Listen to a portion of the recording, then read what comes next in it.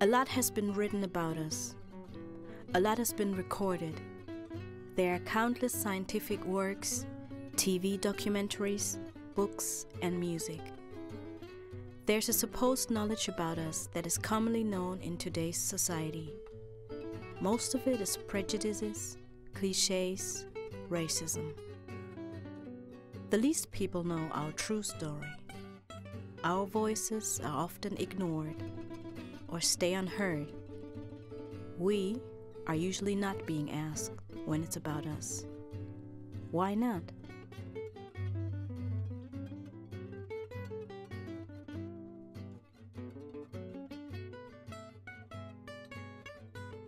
I'm accompanying Anita Awosusi to a commemoration ceremony. In 1944, almost 3,000 Sinti and Roma have been killed in the gas chambers of the concentration camp Auschwitz-Birkenau. These remaining people were mostly women, children, and elderly people who were declared as unable to work.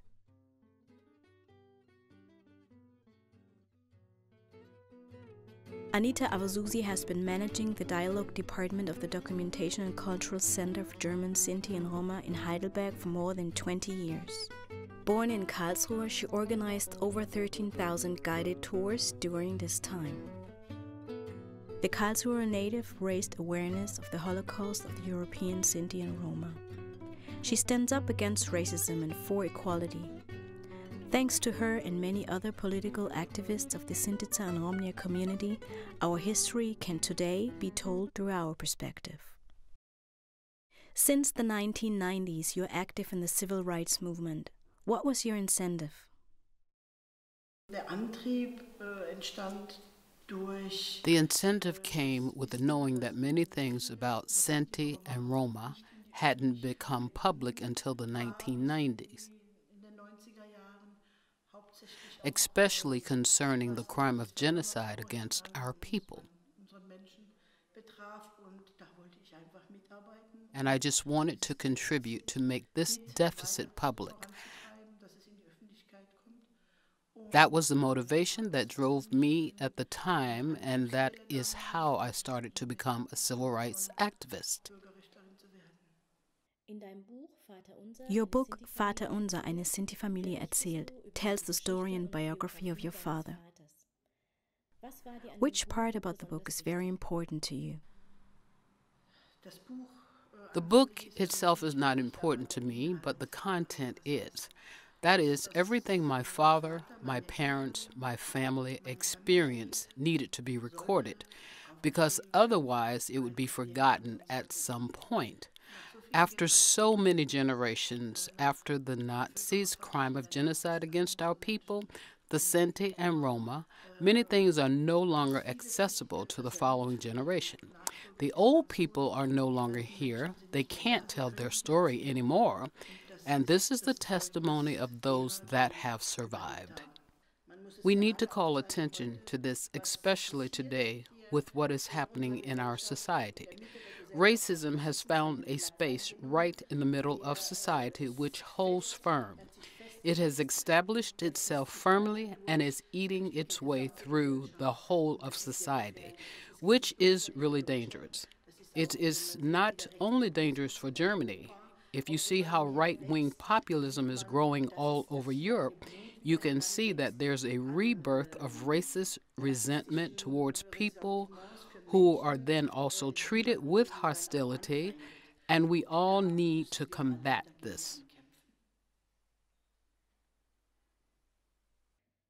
Isidora Randjelovic has studied social pedagogy and social work. She's managing the feminist Romani archive, Romani Pen. Isidora Randjelovic has published many valuable contributions about Sintizza and Roma in literature and online media. Together with other Roma, she founded the initiative Ini Roma.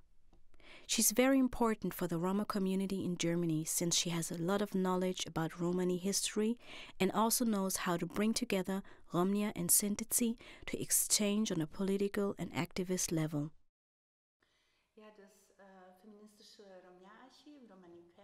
The feminist Roma archive, Romani Pen, as you can already hear from the title, comes from Romani Ben. which means the knowledge, the culture, the language, the history of Roma. We've played with the word, turning Romani Ben into Romani Pen, so as to highlight the Romani sister, to make her contribution to Roma history and society more visible. This is also the aim of the archive, to make Romia and Sintizza more visible, to mainstream their work more widely, and to also enter into a deeper analysis of their work. This is due to the gap we have. We basically know very little about social contributions of Roma, and even less about Romia. Overall, there's so much knowledge about Roma and Sinti, which is mainly racist, and there are hardly any counter images. Insgesamt existiert hier sehr viel Wissen über Roma und Sinti, das überwiegend rassistisch ist, und Gegenbilder gibt es kaum. One of our most important events is the Romia Power Month. It takes place annually from the 8th of March, International Women's Day, to the 8th of April, International Day of Romia. Throughout the month, we offer a wide range of events dealing with various issues that concern us.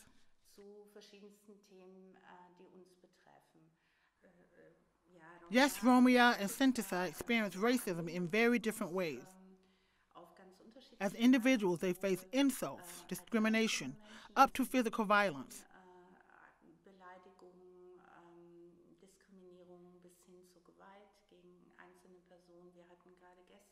Only yesterday, a young girl was here telling us how she was beaten and racially insulted by another girl. But Romia also experienced racism as a group. You probably all know the stigmatization of the media, the numerous reports by TV networks such as Stern TV, RTL, and so on, where Roma are collectively defined in a certain framework with all kinds of attributions. What does racism do? For some of those researching racism, racism is just a phenomenon. But for people who experience racism, it's something that makes you sick. It's damaging, it's degrading, and so on. And in the long run, of course, in the existential struggle, a lot of resources and a lot of energy are lost.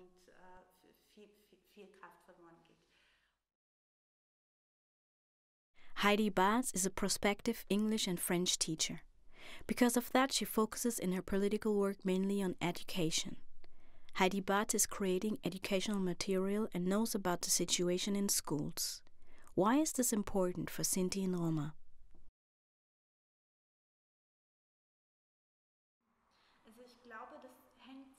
Well, I think it really depends on your status, how you experience the education system. If we take a look at schools, we can see that Roma children who are refugees and other refugee children usually start in a so-called welcoming class. The welcoming classes are segregated, which means the children are given lessons for 1 or 2 years without any contact with children in other classes.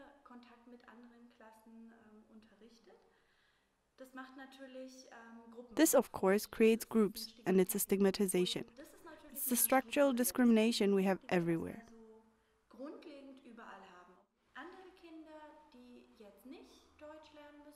Other children who don't have to learn German when they start school are called Schndeha, short for students whose original language is not German. This is used for migrated children and serves as a basis to apply different pedagogical concepts. And teachers with racist attitudes often hide behind such concepts.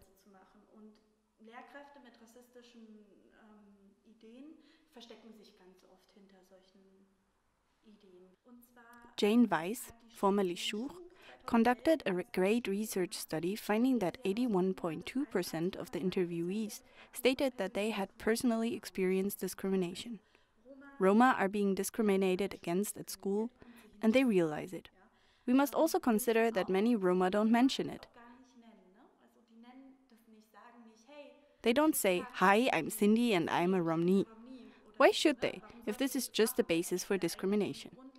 It's a white bubble. The teachers are mostly all white.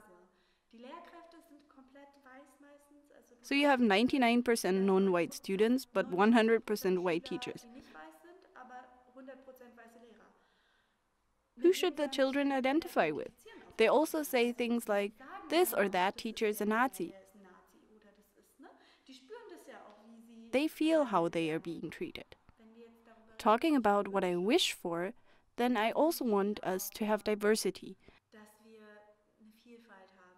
That Romnia become teachers, that we have more empowerment projects that are focused on sensitizing teachers, that young people experience school a safe space and know I can go to school and nothing is going to happen to me, but I can learn something.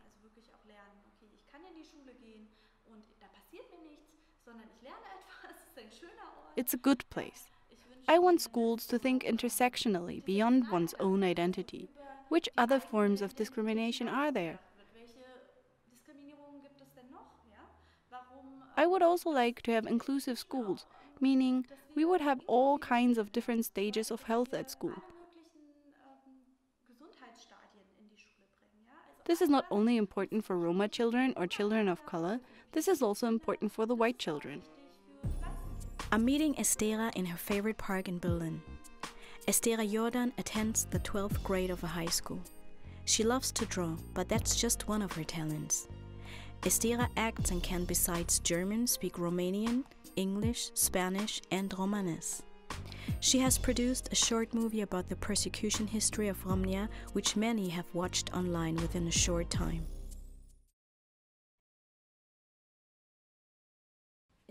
Estera, you have produced a short movie during an internship together with a friend. The title of the movie is The Persecution History of Romnia. How did you come up with this idea and why did you choose this format? We wanted to create something that's exciting for young people to watch, that's also historical. We also wanted them to learn something about the history and to get them not to use the racial term anymore.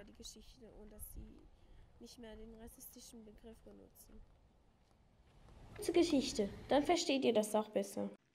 Die Sinti in den deutschen Gebieten wurden 1407 erstmals in Urkunden erwähnt, in der Spitzer Chronik. 1424 mussten Sinti außerhalb der Mauern von Städten schlafen. Sie mussten sich Zelte aufschlagen, weil sie kein Aufenthaltsrecht hatten. Sie wurden als Minderheit, die über die eigene Sprache und Kultur verfügte, die meist von dunklerer Hautfarbe war, ausgegrenzt und sozial deklassiert. How do you deal with everyday racism at school or in your private time? Yes, also at school. Well, not blatant racism, but they call it a joke or insult.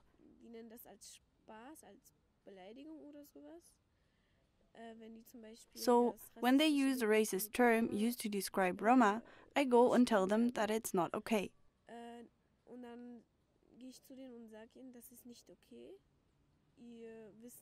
You don't know how many people have suffered under this during the Second World War, so please work on it. It's not okay. We also don't insult you because of your heritage.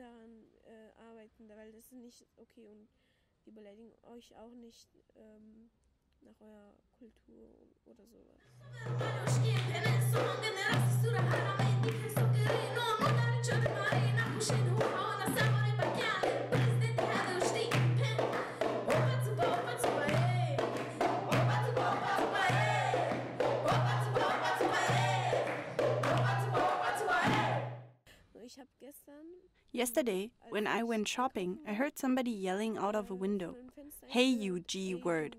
I thought it was so horrible.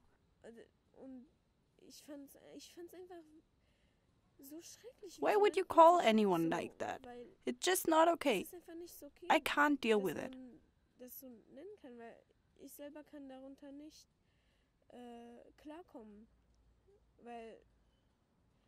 Also, my friends who are Roma have been called this discriminating term. I don't want this to happen again.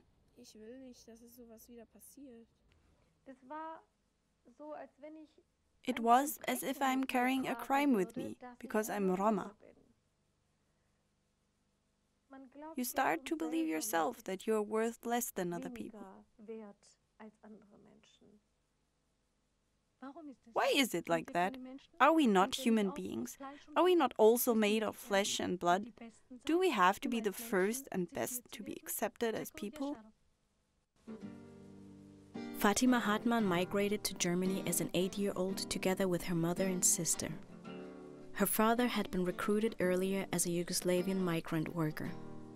In the late 1980s, she got politically involved and stood up for the rights and recognition of Roma and Sinti.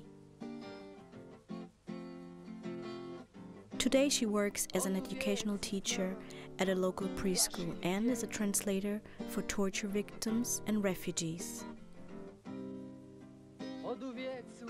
Fatima Hartmann was founding member and over 10 years first board member of the association Rom e.V. in Cologne. There's also a lot of ignorance when it comes to Roma. Through my work, I try to convey that we are a people with a cultural background, with a language, but we are not politically represented.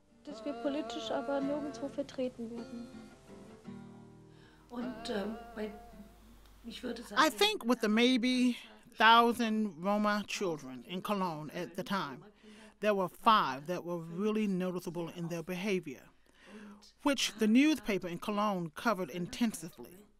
They made it look like there was an invasion of Roma children and begging people overpopulating Cologne.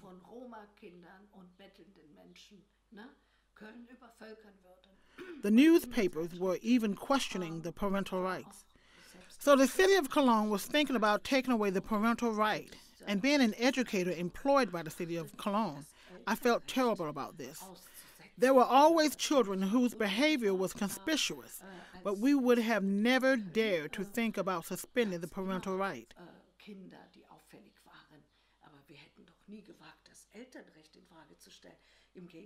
On the contrary, there were always possibilities within the social network to cater to the children, to provide help for the parents, so that the child is no longer conspicuous, but able to integrate into society.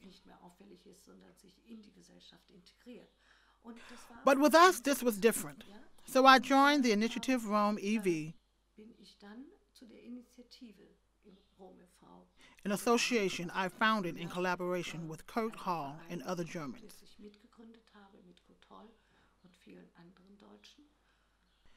I was then the first chairwoman for 10 years, trying to do civil rights work, human rights work. I wanted to make the situation of our people public, pointing to the distress they were in. I wanted to achieve a political shift for our people. That is what I was fighting for. So we started to organize campaigns for the right of residence.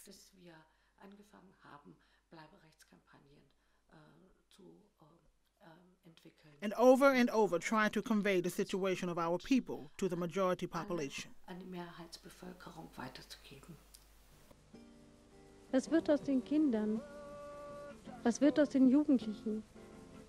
Werden ihre Eltern ihnen eine bessere Zukunft bieten können? Wird man uns je fragen, was wir möchten? Oder müssen wir immer fragen, was wir dürfen?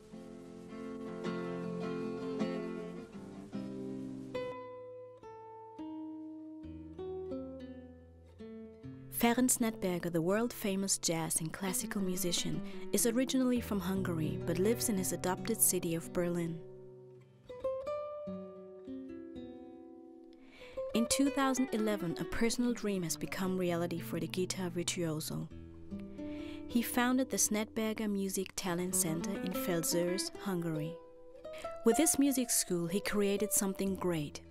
Every year, about 60 talented musicians take part in an intense musical education program. The students are almost all Roma, coming from precarious conditions. Besides the professional education, the music school offers many other opportunities like scholarships or career prospects. Until now, over 320 music students have visited the Nedberger Music Talent Center. 55 of those are already studying at a musical college.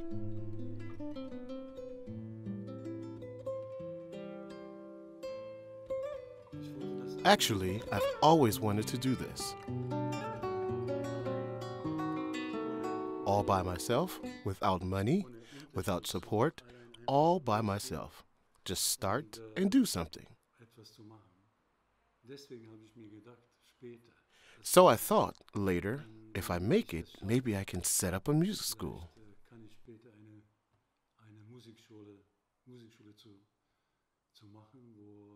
I pick up children from the streets from all over Hungary, but it was really just a dream at the time, but now it's really become true.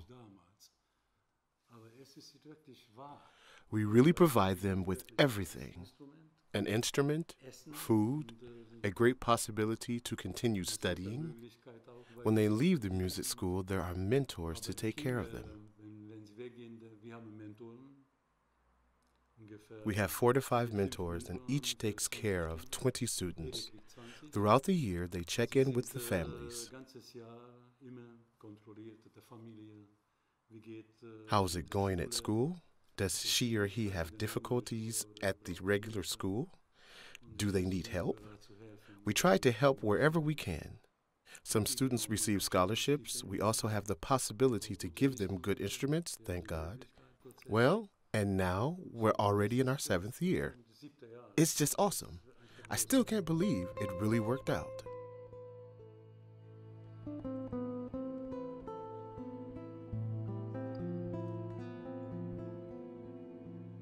Your song, For My People, is dealing with the genocide of Roma and Sinti. How did this song arise? I was looking for a theme and tried to write a melody, but I wasn't satisfied.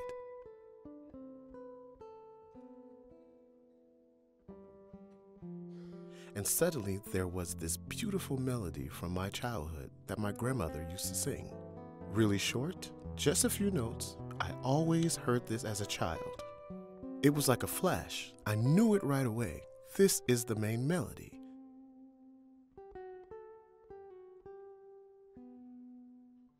So I wrote it down and created 3 movements from this theme.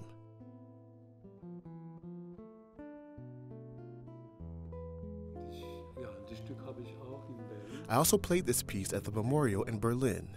We played it in a large ensemble. Many Holocaust survivors were also there.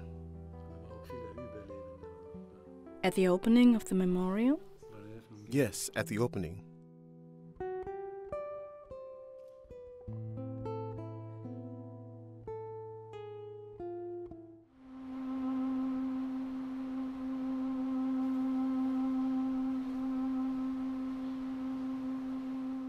This sound, the sound of a violin, which starts out really loud and then fades away before it is silent, is called Manushengo Mireben, which is also what Romeo Franz, who recorded it, called it. In our language, it means people are dying. In our language, Romani, the Holocaust, is also called Manushengo Mareben. This is really important to know, and if you know the meaning of this sound, you're also able to relate. I'm meeting Ilona Lagrin at the Holocaust Monumentum for the in Europe murdered Sinti and Roma. Like many Sinti of the post-war generation, she has been early confronted with the genocide of the NS times. In 1986, she founded, together with some companions, the State Association of German Sinti and Roma in Baden-Württemberg, and has been the chairwoman for many years. Ilona Lagrin dedicated to cultural promotion, the documentation of the persecutional history, and anti-discrimination work. She fought with a lot of power and consistency for the policy of commemoration. To ensure remembrance, she had to fight for years for some memorial sites, like for the commemorative plaque in Asberg, Baden-Württemberg. On the 16th of May 1940, several hundred Sinti and Roma from southwest Germany have been displaced to Hohenasperg and have afterwards been deported from the train station Asberg to concentration and extermination camps. This was the first large-scale deportation of Sinti and Roma during the times of National Socialism. In 1995, the commemorative plaque has been installed at the train station Asberg, close to Stuttgart. It also took a long period of large resistance for the Holocaust Monumentum for the in Europe murdered Sinti and Roma to be established. After civil rights activists and Holocaust survivors have fought, demonstrated, and negotiated for as long as 20 years, in 2012, the monument has officially been opened in Berlin. We founded the State Association Baden-Württemberg in 1986, and the Counseling Center was opened in 1989. What made the work really difficult was that there were many obstacles and we didn't receive the support we had expected from the state, whether it was resources that we needed or the consultations where people came to ask for our help. We had to deal with everything. As you know, it was really difficult at that time. People didn't yet know about the dimensions of the Holocaust as we do today.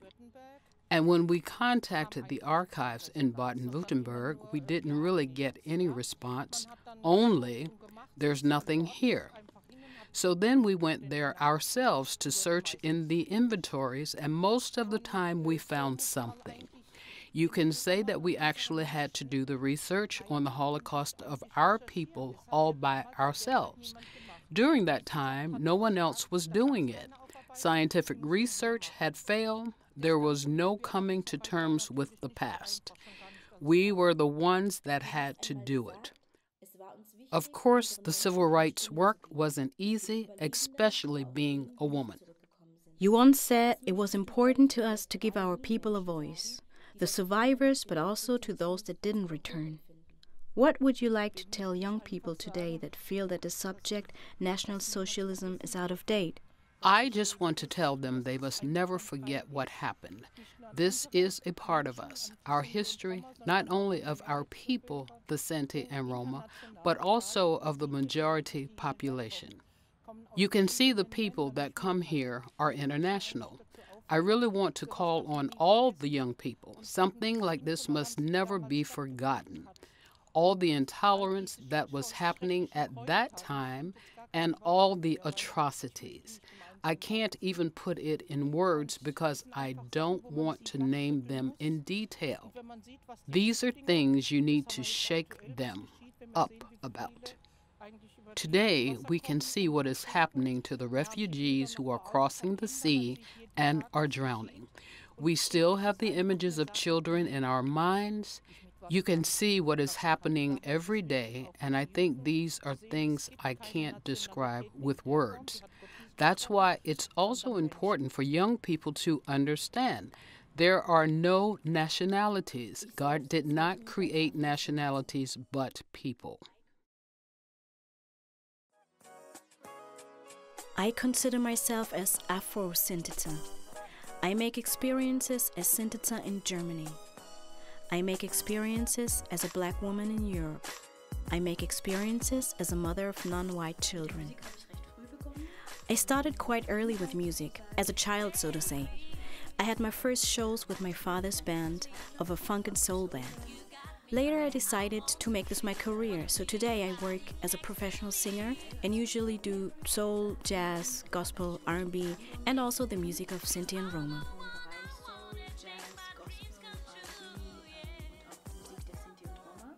I chose this path on purpose because it's part of my identity and culture. I perform mainly in English, but also sing in German and Romanes. Because all three languages are my mother tongues. I feel comfortable with these languages, express myself on stage, and also want to share this with my audience.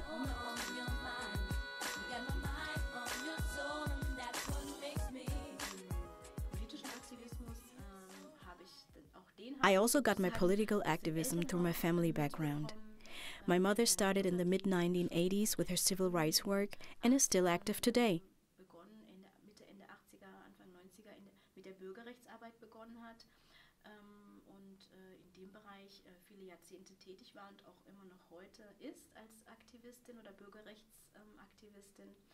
Therefore, this issue has always been present for me. Today, I'm a member of Romia, a group of Sinti and Roma women. We started in Berlin, but recently women from other German cities have joined.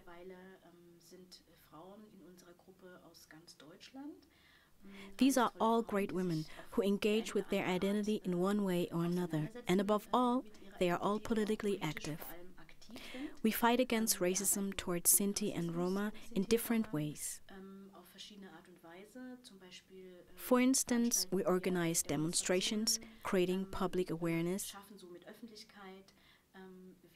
We also organize other cultural events like book presentations, concerts, and so on. We want to make our culture, the culture of Sinti and Roma, visible and especially highlight our women with their amazing skills.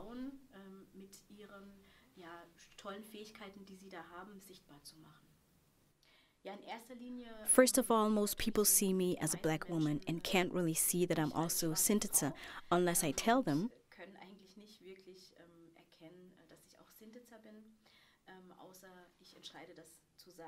Which I usually do, gladly, but of course not in a high and biased situation on the street or when somebody asks the notorious question, but where are you actually really from?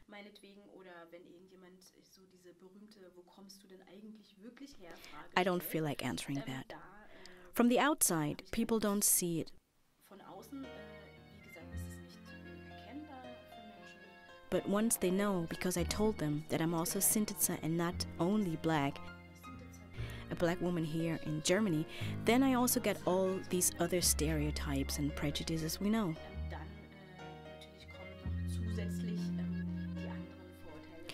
I also get that, but I'm prepared for that and equipped to respond.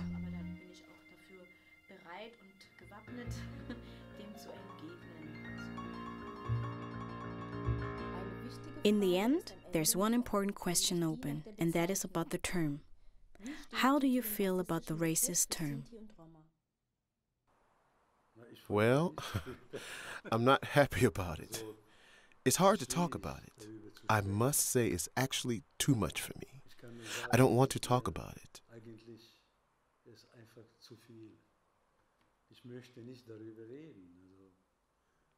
But then again, we need to talk about it.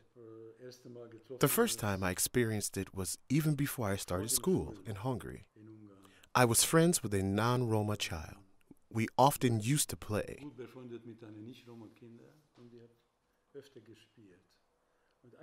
One day, he didn't come anymore. When I met him on the street, I asked, "Why aren't you coming anymore?" I rang your doorbell. We wanted to play soccer together with the other children. Then he said, "I'm not coming anymore." "Why aren't you coming?" "Well, because my parents say that you're a gypsy." And I said, "Yes, we are gypsies. So what? We can still play together." Well, in my case, it's that I don't look the part. People don't have that association. They look at me and think, Heidi, say no more. Heidi is probably white, German, and they don't even assume any different. And that's when they sometimes speak very freely and use the term as they please. That's really stressful for me because I need to ask myself, okay, do I just tell them that the term is out of order, or do I also tell them that I'm hurt and come out and say who I am?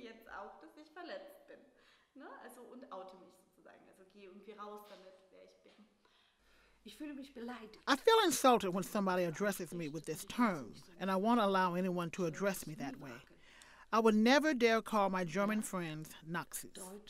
This is something I would never do. That's bad manners.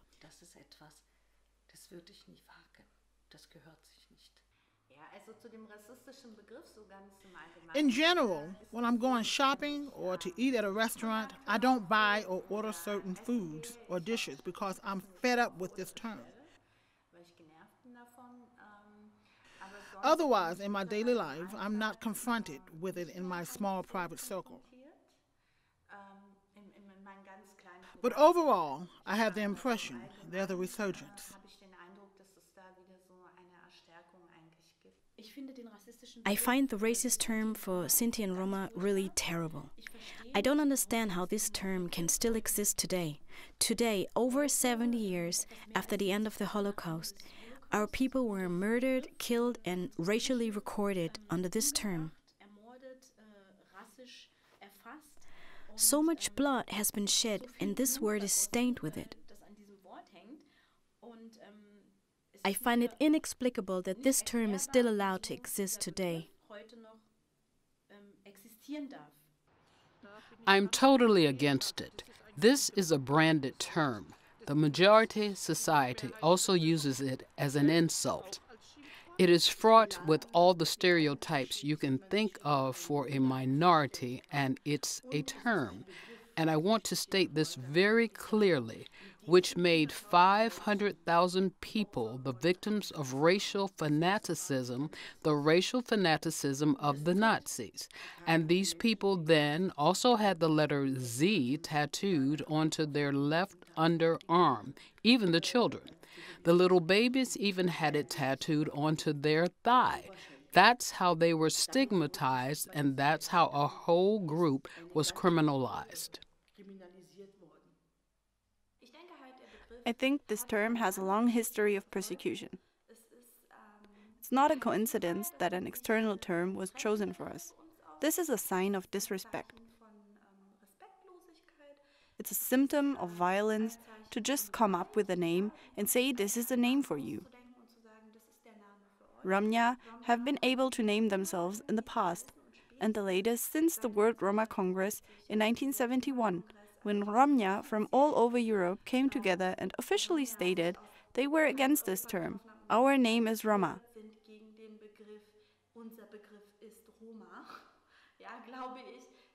It's the easiest thing to just not use this term. Of course I think it sucks, because this term implies all the prejudices. I can't identify with these stereotypes. It's just terrible. I can identify as a Romni, but I can't identify with the racist term.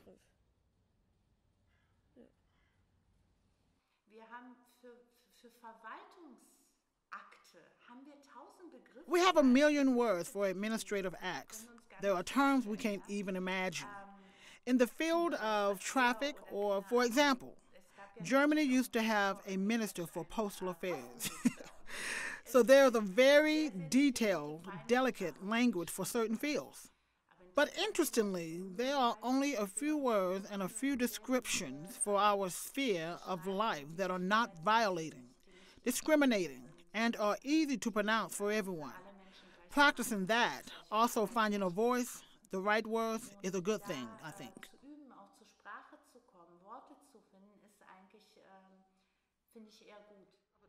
We know it.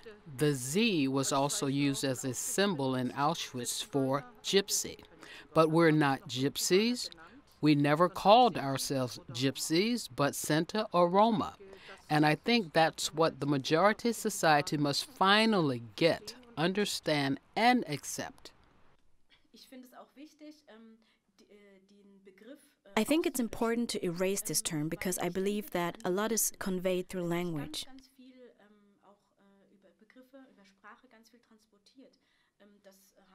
Many researchers working in this field have proven that racism is also transmitted through language.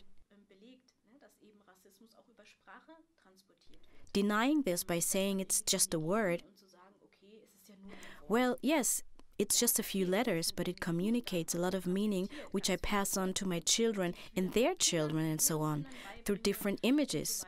So language is very powerful. That's also why I think that this term should finally be erased. Start out with explaining, okay, this is a bad term, this term equals racism, and this term perpetuates communicating it, so we need to make a cut right here. We need to delete this term now in order to slow down the speed of this racism train.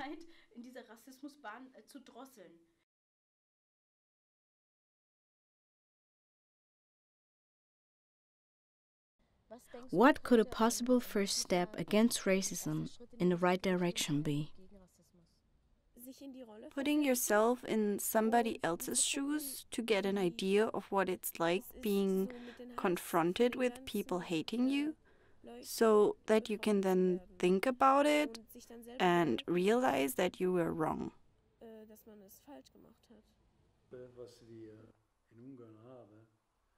The musical school in Hungary is very important, you know. These kids learn and continue to study. I think it's the only way to get out.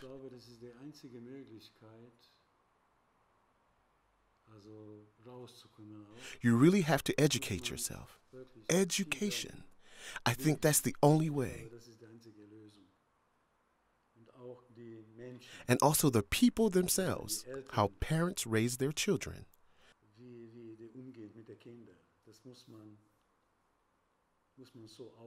It's how you grow up. Racism is probably always going to exist. I'm not so sure. People are just like that.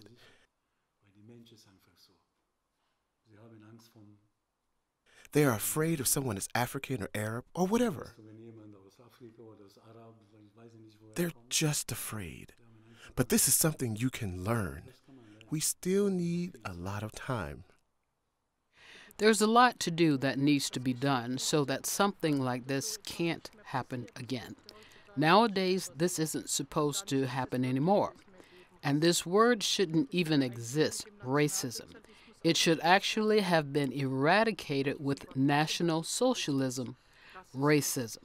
You cannot condemn anyone because of their heritage, whatever their ethnicity.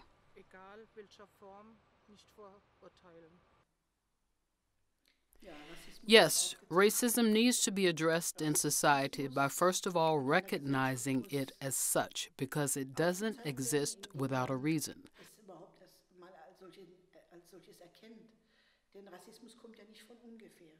The term race itself has a long history, and if racism is applied in society today as a tool of hostility towards certain people, that's something very dangerous.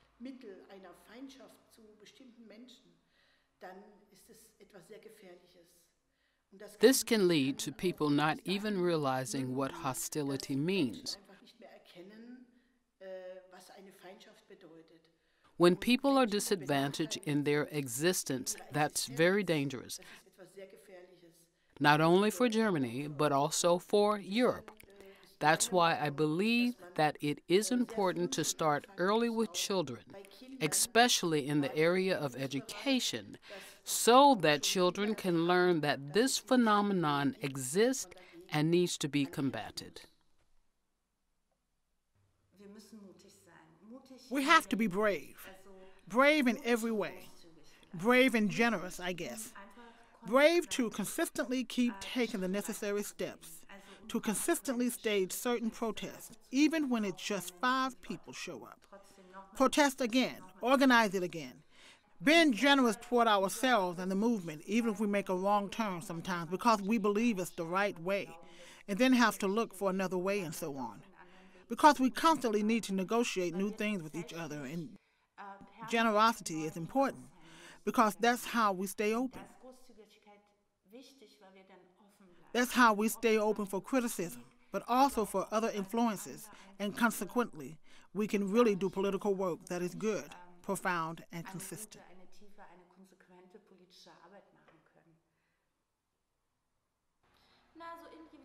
Individually, I think the first step is to think about yourself. How am I involved? What did my family actually do? What did I do? What am I doing? So you really need to ask, am I a person that has power in this situation, or am I somebody that doesn't? If I have power, I can hand it over.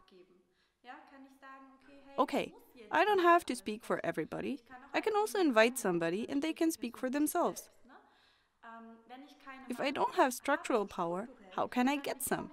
What can I do to occupy a speaker position? Who can I ally with to become stronger in what I say? So, you want to change something concerning Romnia? Great. But then you need to include Romnia. You don't have to do anything for people. Listening is also important. When you get new information about a person or a marginalized group, then what's needed is listening, not stubbornly insisting on the knowledge you had before, but listening.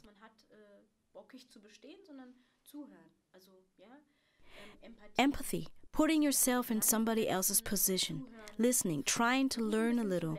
That's when you realize that you actually gained something you can pass on.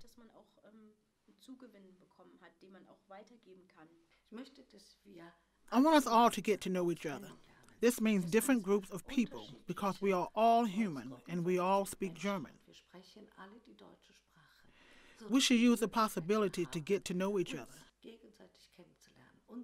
Our children should grow up and play together. This is how the most beautiful friendships develop. If you're not afraid of each other because you know each other, and you can also enjoy education together. Support each other in your lives. Be there for each other. Then racism wouldn't exist, and I want this perspective to develop. We speak of inclusion. Inclusion has to be applied to all people. Let me say it like this. Jeder Jek is anders, und das ist gut so. Everyone is different, and that's a good thing. The diversity of humankind makes life interesting.